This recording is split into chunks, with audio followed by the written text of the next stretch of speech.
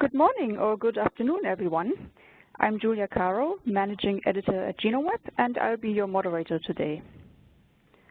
The title of today's webinar is Advances in NGS for Ultra-High Sensitivity Applications in Translational and Clinical Research. The sponsor of our webinar is Thermo Fisher Scientific. Our panelists today are Dr. Hans Atli Dahl, Co-founder and Chief Technology Officer of Unplug Genetics in Denmark, and Daniel Maser, Director of Molecular Biology at Thermo Fisher Scientific. You may type in a question at any time during the webinar, and you can do this through the control panel, which normally appears on the right side of your screen. Just click on the Q&A box on the upper right side of the control panel, and when you click on Send To, please select All Panelists. We will ask our speakers your questions after their talks have concluded. So with that, let me turn it over to Dr. Dahl. Please go ahead and bring up your screen and share it with us. Thank you.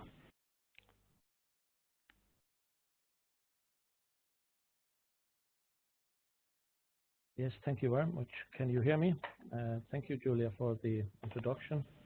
Yes, we hear you very well. Thank you. Okay. I will start out with thanking Thermo Fisher for letting us pre-release test this technique. That we used for the title I've given here is for targeted NGS deep sequencing to investigate the transmission of pathogenic variants from mosaic parents. And those are mosaic parents in epilepsy. And the undertitle is an investigation of the use of the new AmpliSeq HD technology for rare allele detection. And as she said, my name is Hans Atli Dahl, and I am the CTO at Unplug Genetics. So I'm going to give you a short, sorry, I have to go on full screen here, short introduction to the project and the company, and also the epilepsy genetics, since it's epilepsy it's all about, and also the concept of mosaicism. This is actually two projects. Project one is an old project made as a final exam project for one of our lab technicians, where we wanted to use the AmpliSeq deep sequencing setup to detect parental mosaicism in apparent de novo epilepsy cases. And we got some interesting data from this first project, and we wanted to validate this data and see that it's not just PCR artifacts. And for that, Thermo Fisher came up with the AmpliSeq HD technology, so a verification of the first project with this new technology. So Unplug Genetics, it's a privately held company based in Denmark, and we were founded in 2006. It is a clinical genetic analysis and interpretation. That's what our main business is, delivering this to the healthcare sector. We are accredited by DANAC, ILAC, under the ISO 15189 standard. And during the years, we've had some very good collaborations with several specialized neurological centers, and this project is based on observation from these clinical samples. So it is samples within the field of neurology and epilepsy. So you can say, what is epilepsy? Epilepsy is characterized by an enduring predisposition to generate epileptic seizures and all the problems that arise from that condition. It's not just one disease, but it's a group of complex diseases known to have a very heterogeneous background, and now also with a strong genetic contribution. And if you look here to the right-hand side of the curve, you can see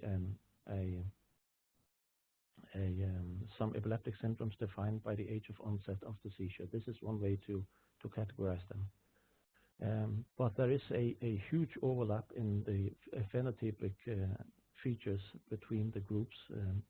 So making a clear genetic diagnosis can be challenging. If we look, because you will find within this group there is both what we call genetic heterogeneity. If you look at, for example, the group of West syndrome, this phenotype can be explained by at least 15 to 20 genes at the moment, giving all 20 genes giving the same phenotype. There's also what we call phenotypic heterogeneity, where one gene, like we have here the sodium channel of SCN1A, it can result in everything from mild febrile seizures to generalized epilepsy and over to the more severe and devastating epileptic encephalopathies like the Dravet syndrome. So until recently, very little was known about the etiology or background of epilepsy, and most of these epilepsies, around 80% of them, were termed idiopathic.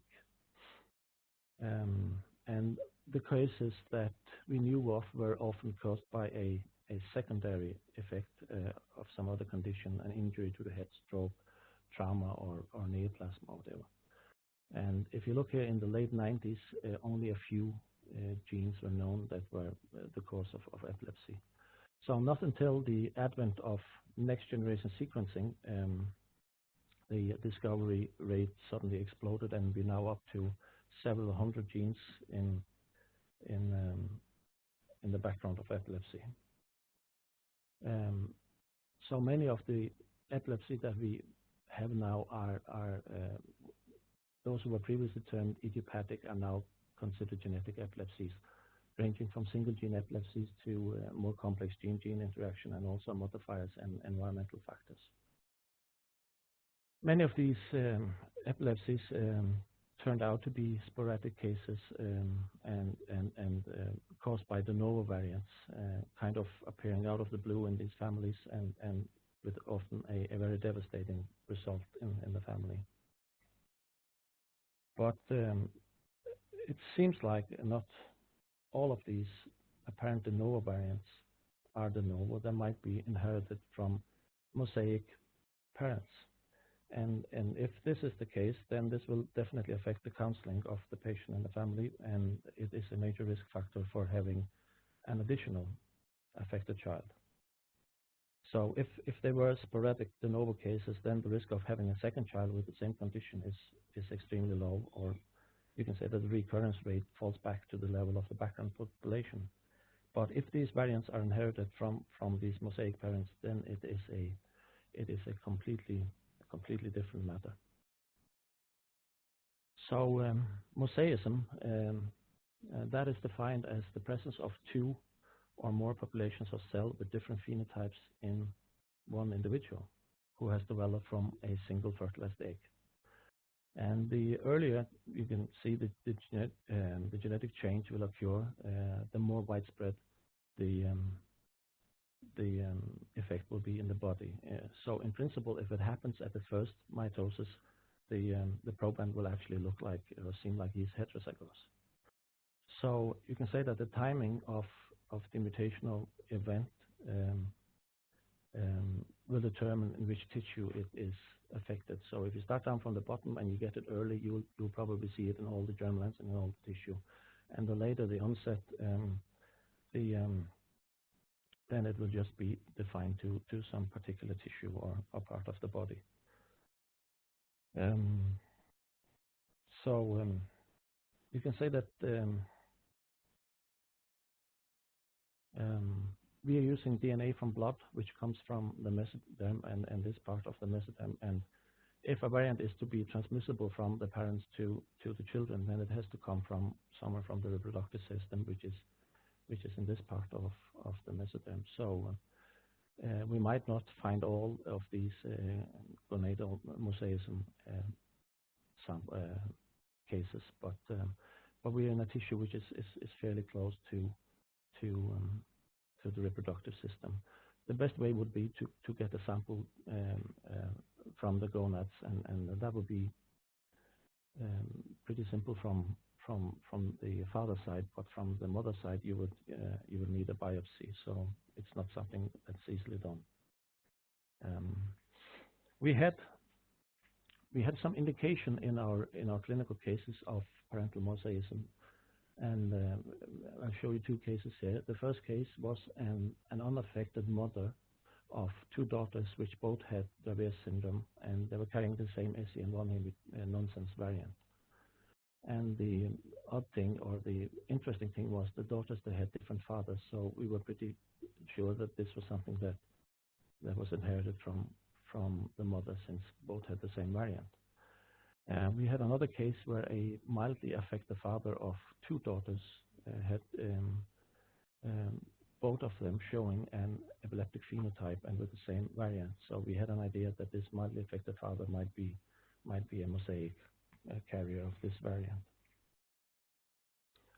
And in recent years, some reports of this parental mosaicism are also emerging from the literature. There was a Chinese group some years back in 2015 who published that 10% of this so-called de novo variants from SCN1A in children were actually mosaic and transmitted. And earlier this year, another group showed that 8.3% of epileptic encephalopathies were actually parental mosaicism and not de novo variants.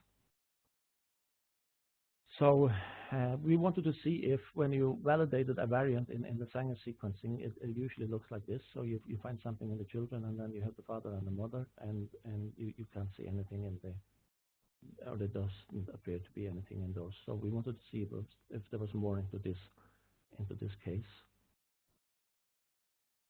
And we wanted to do it by standard ion AmpliSeq deep sequencing. So we selected the parents of 46 patients with an apparent de novo variants, and and analyzed them to NGS deep sequencing. And these variants were located in 12 different genes, all from a panel that we had, a larger panel of around 100 genes, epilepsy genes. Most of the variants, we more or less collect them at random. Variants were either substitution, but we had also some small deletion, duplication, and indels were also in between this. And what is to be noted is that DNA is extracted from blood. So we created this targeted NGS panel of 46 amplicons using the ion AmpliSeq library kit, and we sequenced them on the IMPGM instrument. And we got a fairly good read depth of an average read depth of 6,600-fold. And the range between all these variants were from 500 to around 80,000-fold. So these are all PCR-based amplified products which we have sequenced. And the results from this were, we could show that mosaicism could be detected in 4 out of the 46, which is 8.7 of the cases. They were distributed in 4 different genes. One was a single base duplication, and then 3 of them were missense variants. One was a missense substitution, and then a nonsense variant. One of them was transmitted from the father, and 3 of them, no, from the mother, and 3 of them were transmitted from the father. And you can see the level of mosaic reads was from approximately 1% up to 29%. And most of them had a fairly good read depth ranging from 3,000 to around 15,000 times read. And the same accounts for the variant reads. So we were pretty certain that this is we had something here.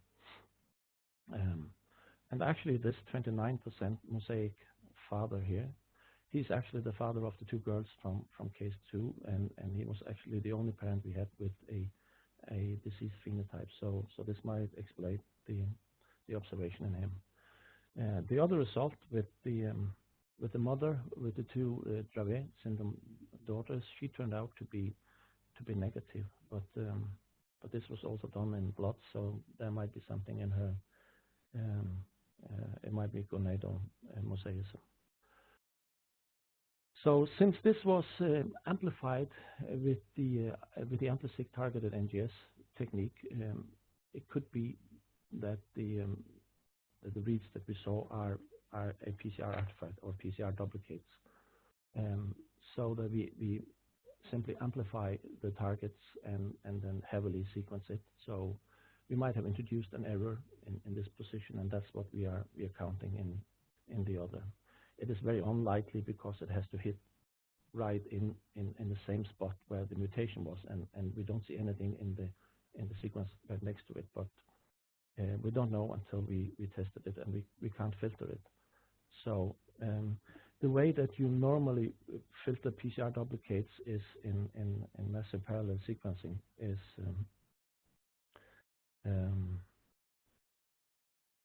by you take away presumed duplicates are taken away from the amplicons that have the same start and stop position and look the same, have the same features, so they are only represented once in this, and usually a good read or a good quality read is retained within this. Our problem is that all of these targets are, so we can't use this kind of filtering because all of our targets have the same start and stop because they're clones or more or less of the same same primers. So how could we show that these are not PCR artifacts? We were thinking about using the AmpliSeq HD technology because this one has uniquely tagged primers, so you can trace the origin of each PCR product and will allow the filtering away of PCR duplicates. So they have this unique molecular tags and dual barcodes, so you can also label the samples. And this technique, they claim, has a low limit of detection, so you can detect variants all the way down to 0.1%.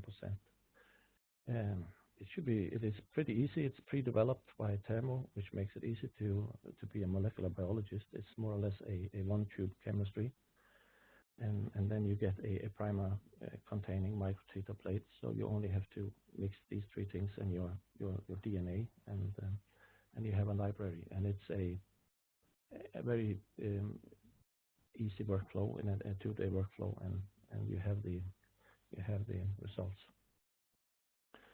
So in order to detect these variants, you need high read depth. This is developed and tested for Cellfree DNA in cancer hotspot panels, and actually the whole focus of this seems to be on very much cancer focused. And if you look on the plot to the right here for the limit of detection against the read depth, you'll see that in order to detect a variant down to around the 1% level, you need almost 10,000 reads.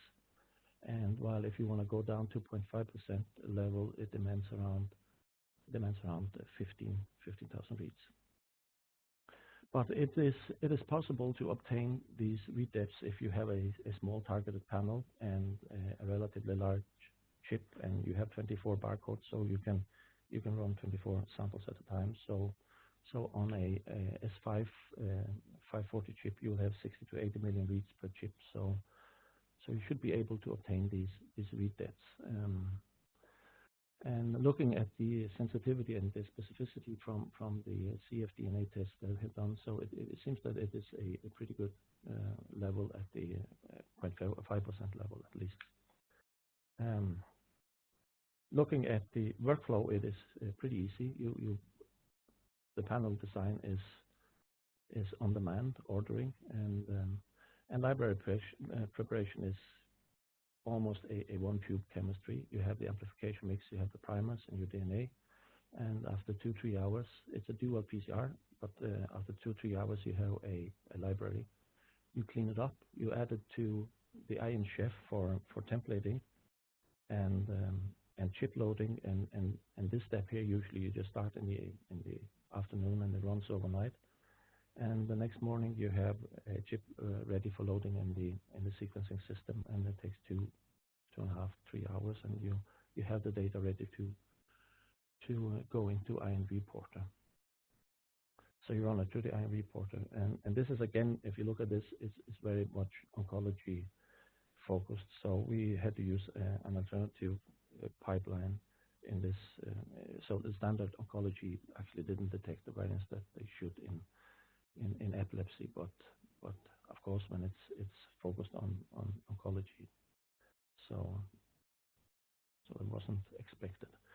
So the project 2 was a repetition of the first with this Ion AmpliSeq HD, technology and also extension of Project One. So what we did is we reran the 46 previous sample, but we had found some new cases, so we added 29 new samples to this. So in total, we ended up on 75 variants tested or samples tested. 5 of these regions turned out to be, we had to filter them out because of poor coverage. And so we got the data out for 70 different genetic variants. And if we look at the distribution of the variants, there were 56 missense variants, and 39 of them were transitions, and 17 of them were transversions. And we had 14 1 to 9 base pair indels in this group as well. And they were distributed over. Dr. Dar, could you speak up a little bit? We had a few requests. Thank you. Yeah, sorry about that. Do you hear me better now?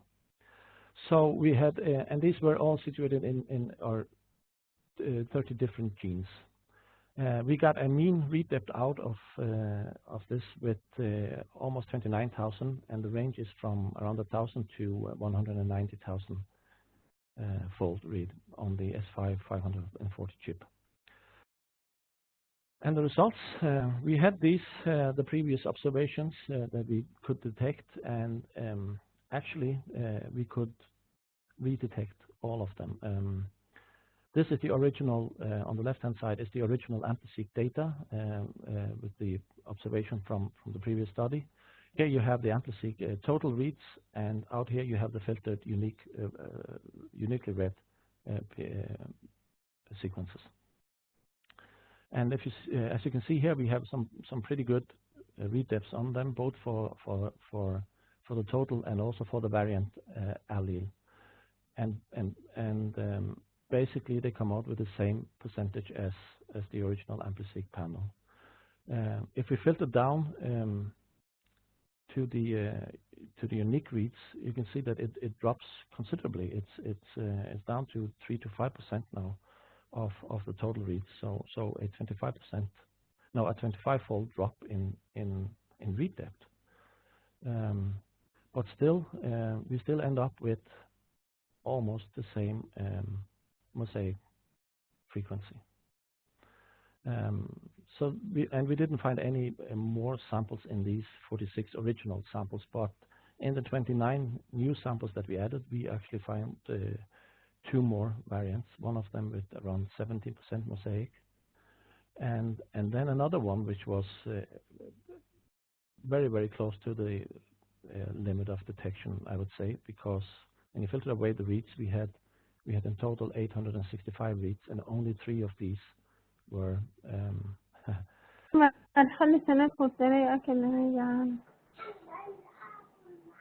So summing up, we confirmed the 4 previous variants, and we identified.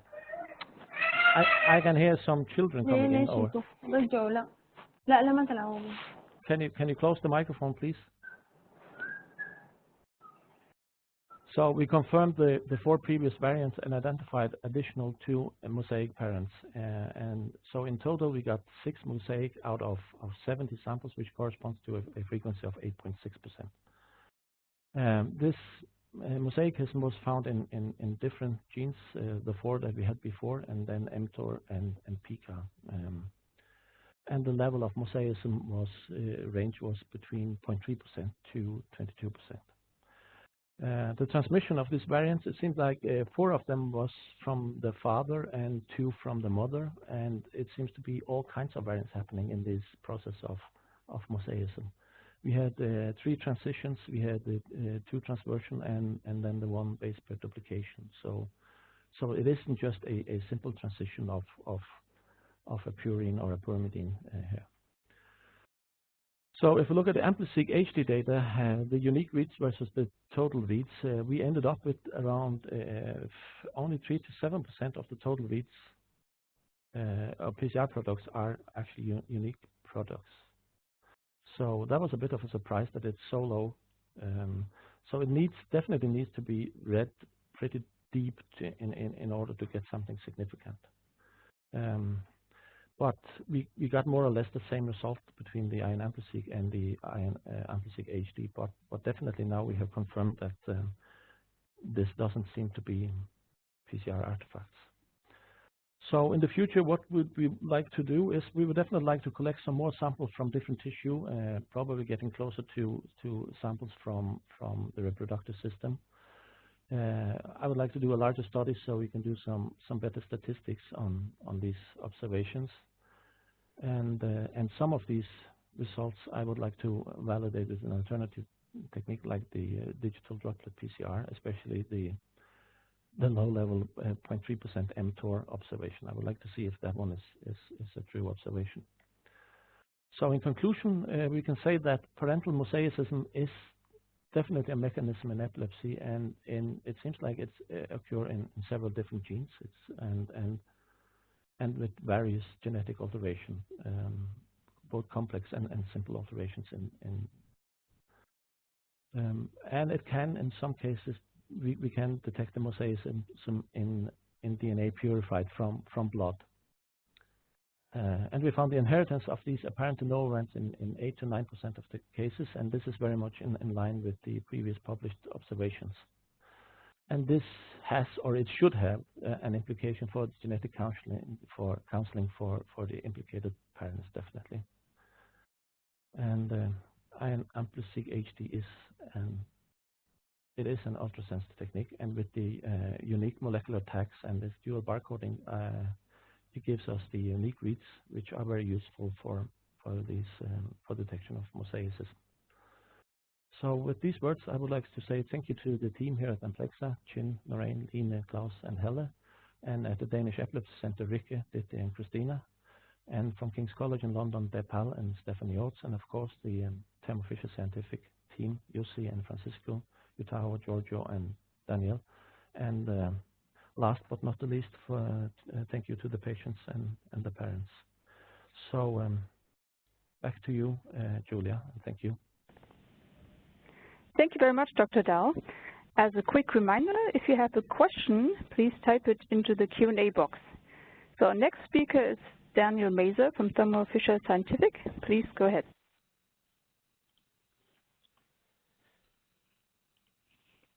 Hi, 1 second while I get my screen sharing. Here we go. Hi, my name is Daniel Maser. Good morning, good afternoon, good evening from wherever you are in the world.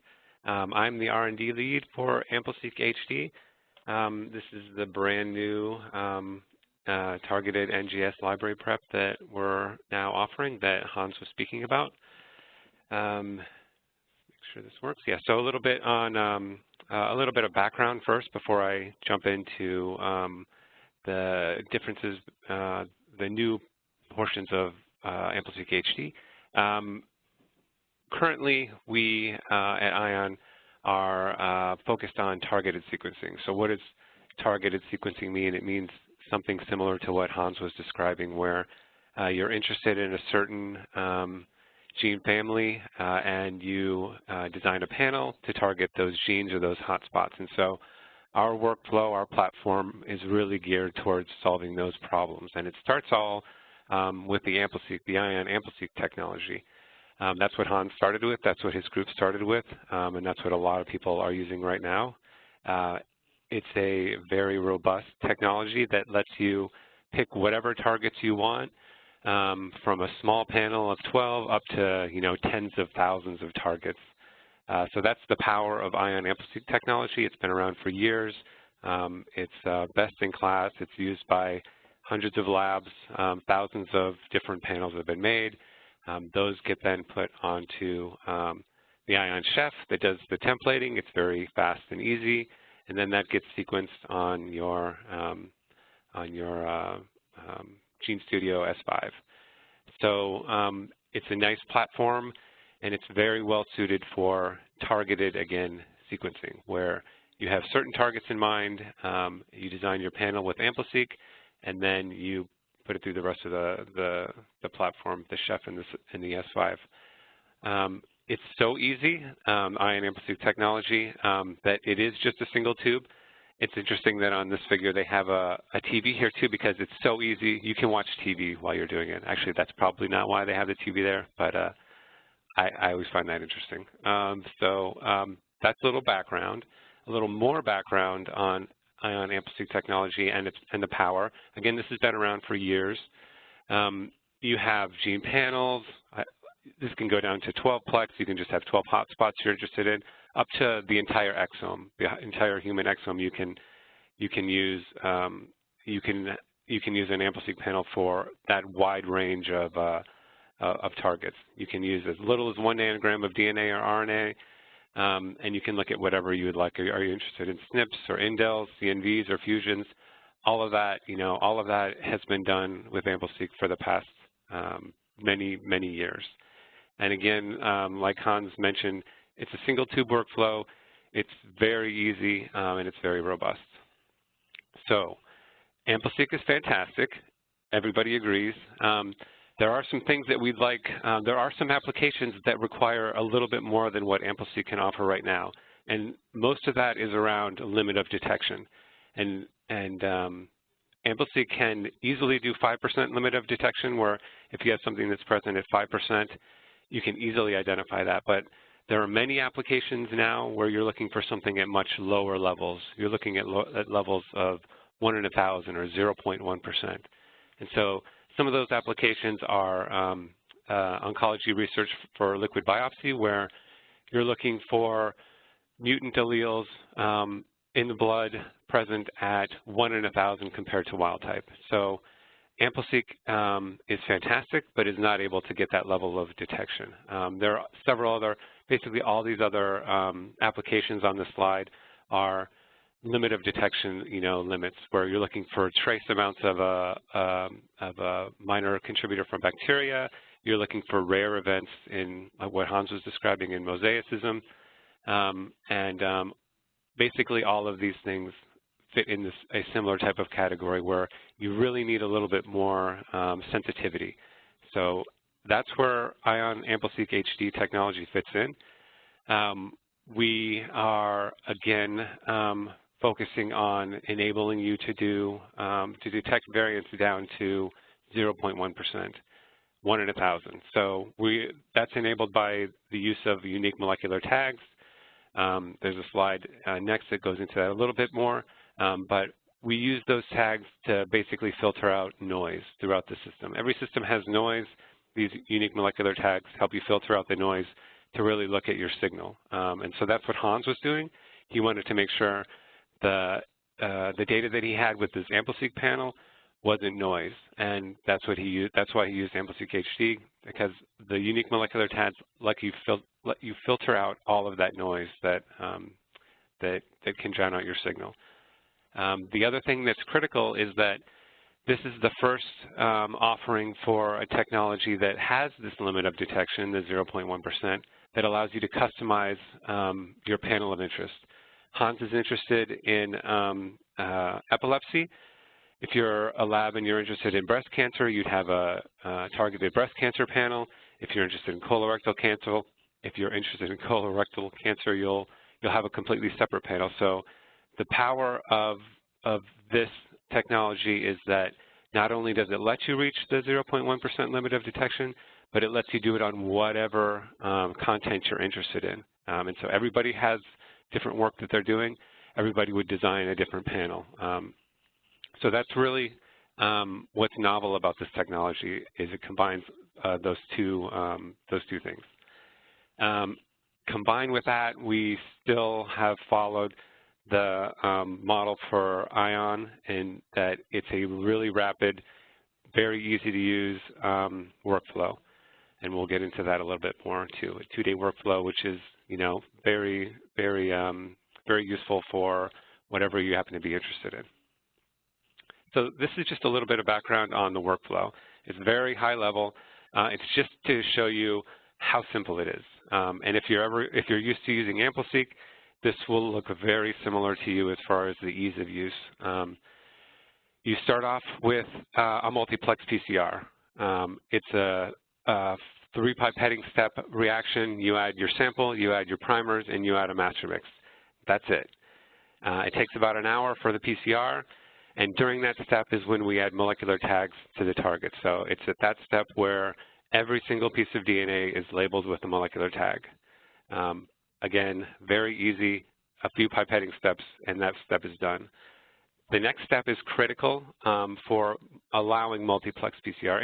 Anytime you have multiplex PCR, there's the problem of things interacting with each other that you don't want to interact with. You want your primers to target your gene. You don't want your primers to interact with each other. And so every multiplex PCR protocol needs a way to remove these interactions. And so we have a cleanup step. It's, again, a simple one-step pipetting step where you add what we're calling super reagent, and then you wait an hour, and then you move on to the next step. So, again, this step is as easy as possible, and then it moves on to the library amp. This is just amplifying those so that you have enough to detect on next-generation sequencing.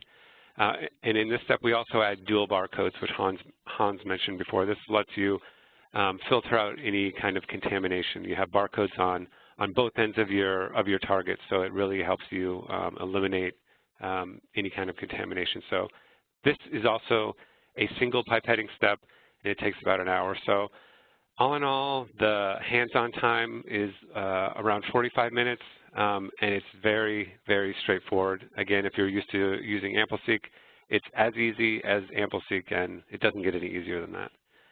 From there, you just go on to your sequencing.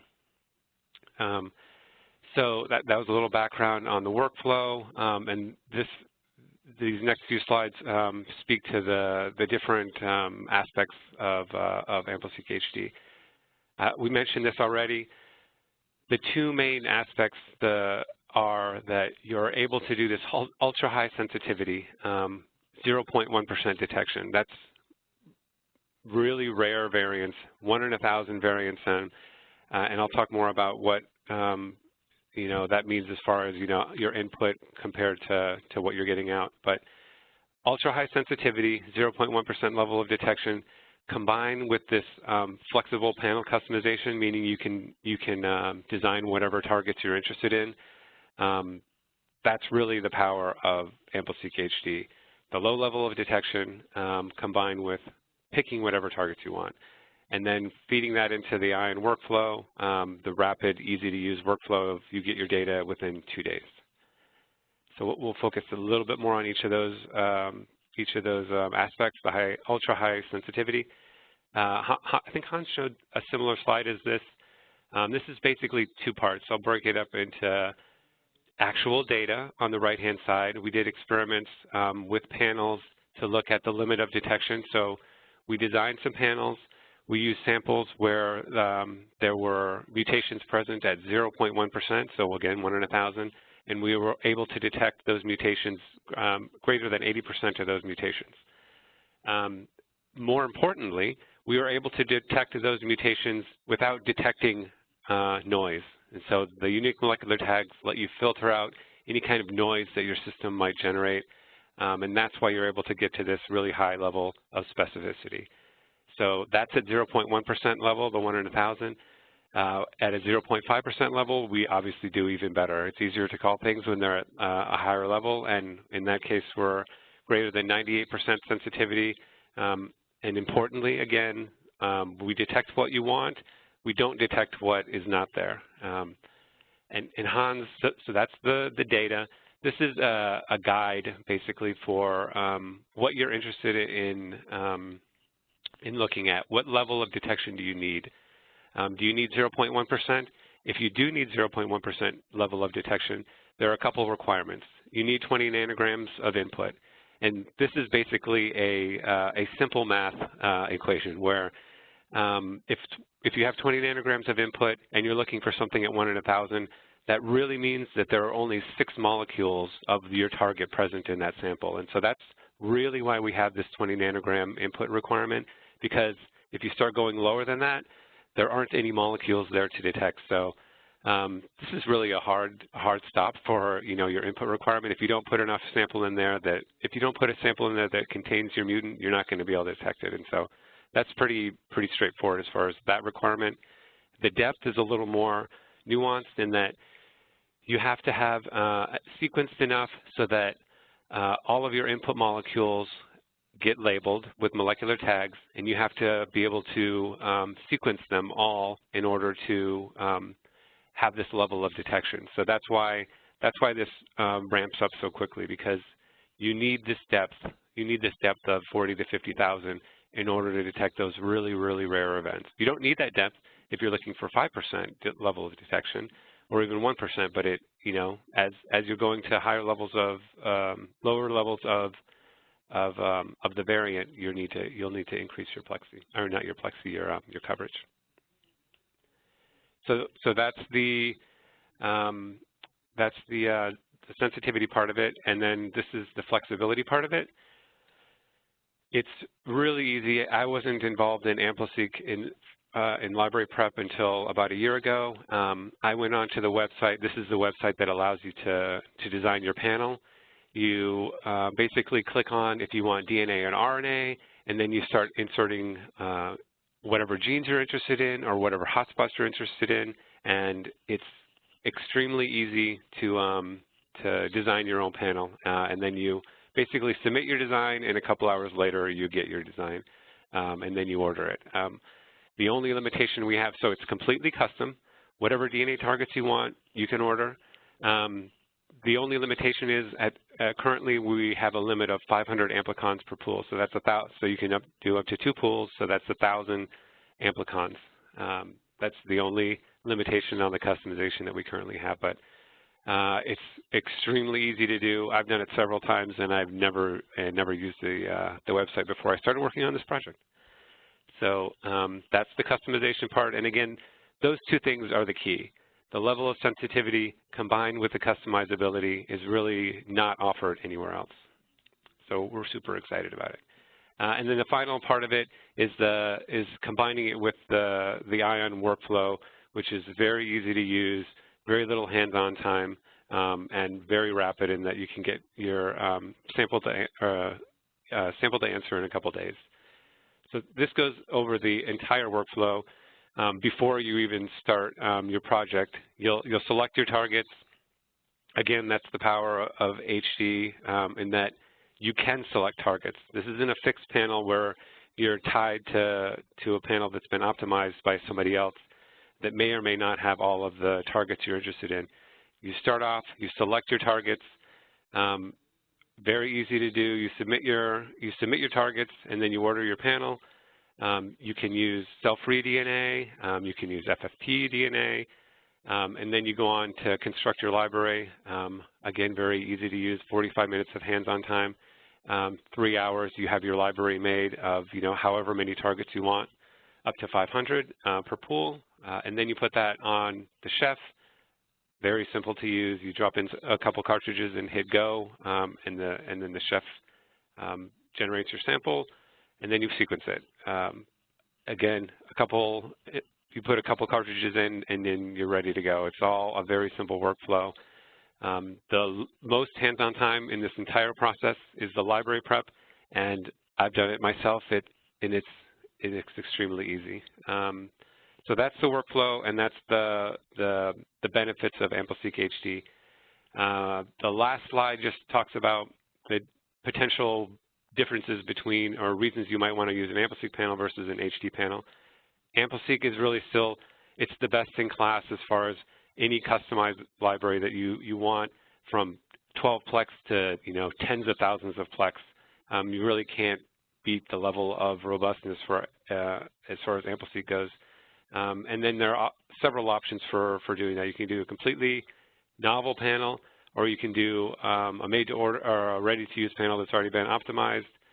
For HD, we're really focused on the lower level of sensitivity. If you really want to know exactly your level of a certain mutation, AmpliSeq HD is the way to go. If you're really looking for something that's at really low levels, 0.1%, AmpliSeq HD is the way to go. We still have similar input requirements as far as DNA. You can go as little as 1 nanogram. Remember, if you're looking for a 0.1%, 1 nanogram is not going to have your mutation in there. You're going to need to go up to 20 nanograms. But the chemistry is fully capable of going down to 1 nanogram. It just depends on the limit of detection that you're looking at. So they're both extremely easy to use, but AmpliSeq HD is really for when you really need that higher level of sensitivity. And that is my last slide. And thank you very much. Great. Thank you very much, Daniel. Just a quick reminder, if you have a question, please feel free to type it into the Q&A box.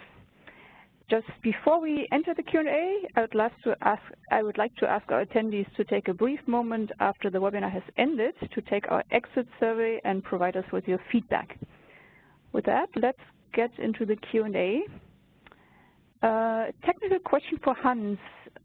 What was the target size and the footprint of your panel, and how many variants did it include?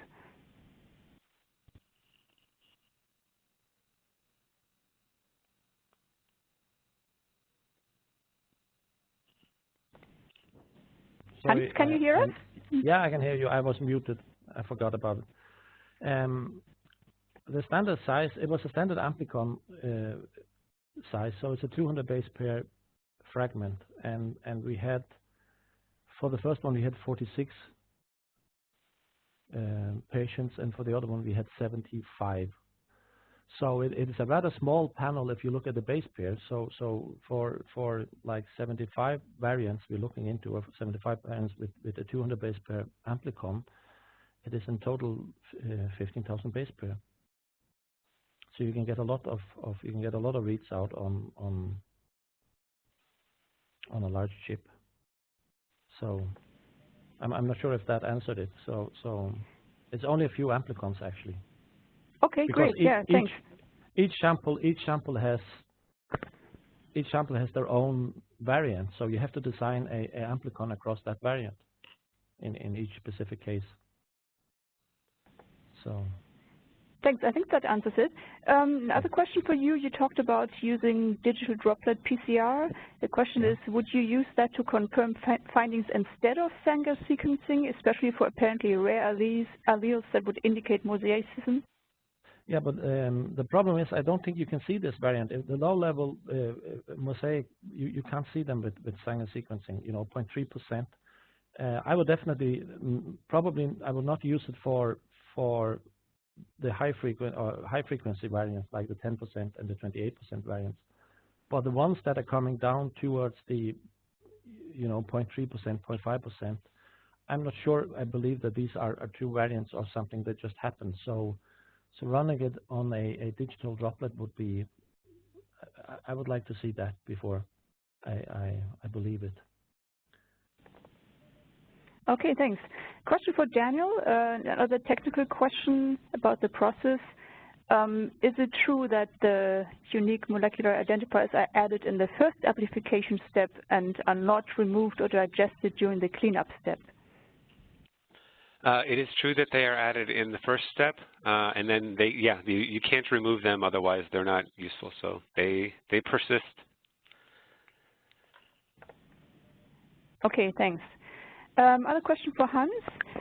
There seems to have been a wide range in coverage depth of your targets. Is there any way to improve the uniformity for the custom panel?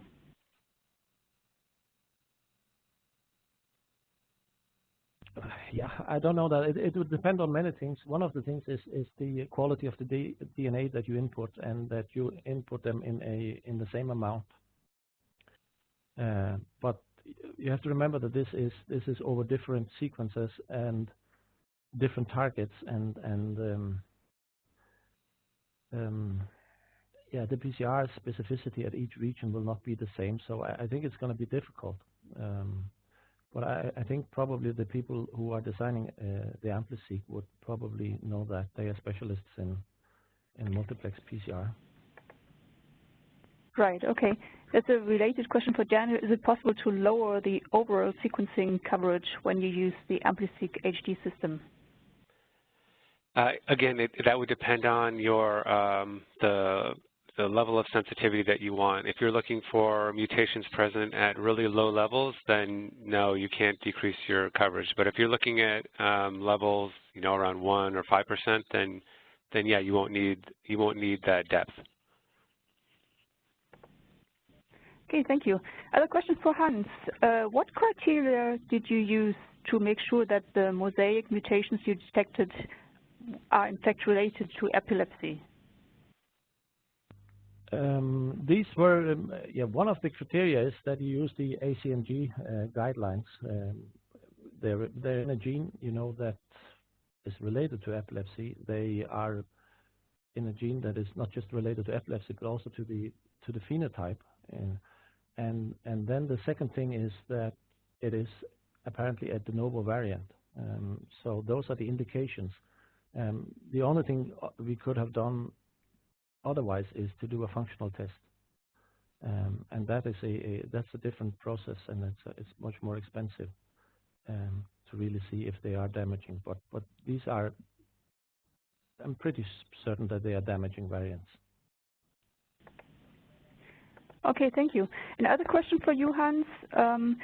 With regard to counseling patients and their parents, how low of a level of mosaicism do you consider worth discussing?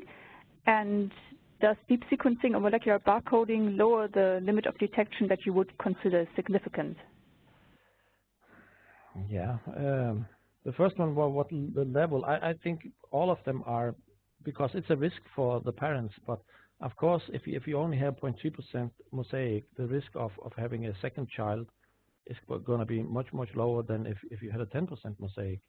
But I think all of them, if you see them, they confer a risk. But what you should do then, when you know this, is that you could do a CVS test, or to see that the variant isn't present in the second child, definitely. And if the molecular tags, they lower the, what was the question you say? If they lowered? The second part was, does deep sequencing or molecular barcoding lower the limit of detection that you would consider significant? Yeah, I think they do, because if you can filter out the noise of unspecific PCR, then definitely the signal to noise ratio is getting better. So I would say yes, definitely. Okay, thank you. Other question, so you detected this mosaicism in blood DNA samples. What percentage of mosaicism do you think can be detected this way? Yeah, we did 8%, almost 9%. And I have to say also that the sample, that's why I wanted to do a little bit bigger study, because some of the samples are positively selected because we had an idea that the parents might be mosaic. So it's not a random sample that we have. It's a positive loaded bunch of samples that we have. But most of them were selected at random. So I would say that it's definitely, and in line with the other publications, around 8 to 10% of these de novos, I believe, are mosaic. And if you go closer to probably to the reproductive system, to the gonads, it will probably be higher. I don't know how high, but between 10-15%, I believe. Yeah, I think that's what the question referred to, what percentage of true mosaicism you might miss by analyzing blood samples, but I guess that's an unknown, right? Yeah, we definitely miss some, because we are looking in a different tissue. But this is, and it looks like in epilepsy, the de novo it seems to be a mechanism, and it can happen on all levels. So it can happen in the parents, and I think also some of the epilepsies that we can't find an explanation for by looking in the blood is simply because they have a mosaic in the CNS system, in the ectoderm, and that's difficult to find. Right, thank you. Question for Daniel. Somebody is interested in analyzing cell-free DNA. Would you recommend for that the AmpliSeq cfDNA or the AmpliSeq HD chemistry? And what is the difference between the two? I think that's what the question is. Sure. Yeah. So that gets into what you're interested in looking at. The current CF DNA assays that are already on the market work very well. but they're targeted panels. They already have the content fixed. So there's a benefit to that, right? The content is fixed. It has been optimized, and that's the benefit. The downside is that you can't modify the content. So if that panel has exactly what you're looking for, then the current cfDNA assays will work. But if you're looking for any kind of change in content, then you'd want to go with the AmpliSeq HD. Okay, thanks. Another one for Hans. What optimization steps for the library preparation did you perform, and did you change any steps? No, we didn't do anything. We just run the standard settings, and it worked fine. So we didn't change anything. So we used the standard procedure. Okay, great. And another question for you is, how did you handle strand bias while you were doing the variant interpretation, specifically for somatic mutations? Oh, the strand bias. Now that I have to leave over to our bioinformatician Chin. We looked at it but that's in Ion Reporter it went through, and that part was Chin and Dina looking at. So I really don't know how to answer that. So yeah, I can take a crack at that. So for AmpliSeq HD, we do sequence both strands, and so that does add to the power of sequencing because you have data for both strands. And then we do require at least one read on each strand, but we can tolerate actually a pretty high level of strand bias and still make the calls even down to 0.1% if there does happen to be strand bias. But for the most part, we have pretty limited strand bias, but we can tolerate it and still make calls. Okay, thank you. A couple of technical questions again for Daniel, I guess. How many PCR amplicons does it take to cover each targeted region? So that would depend. If you're doing if you're trying to sequence the entire gene, then it would take more. But if you're just looking at a hotspot, for instance, it probably would only take it would only take one amplicon or one primer set. So it really depends on what you're interested in doing, and we can do both. If you want to tile across the entire gene, then you can do that. If you want to focus on hotspots, then you can do that. And for the most part, if it's just a particular hotspot, it's a single amplicon. All right, and another participant would like to know if you can perform this method without qpcr. If that's a question to me, then yeah, you can perform it without qpcr. None of the I'm not sure if Hans's group didn't use qpcr to quant, but we don't require qpcr after the library prep. Yeah, okay, thanks. And one more for Daniel. How do you identify and correct errors arising in the unique molecular identifier sequences themselves?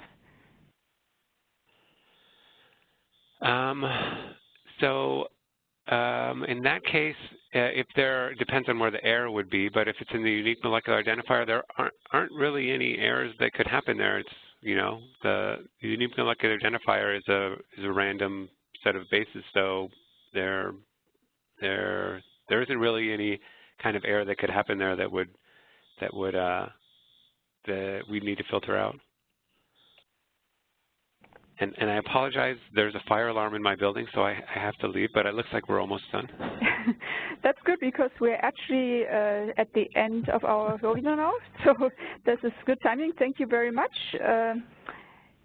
And let me just thank both our speakers, Dr. Hans Adli-Dahl and Daniel Maser, and our sponsor, Thermo Fisher Scientific. And again, as a reminder, please look out for the pop-up survey after you log out and to provide us with your feedback. And finally, if you missed any part of this webinar or would like to listen to it again, we will send a link to an archived version by email to all attendees. With that, thank you again for joining us for this genome webinar.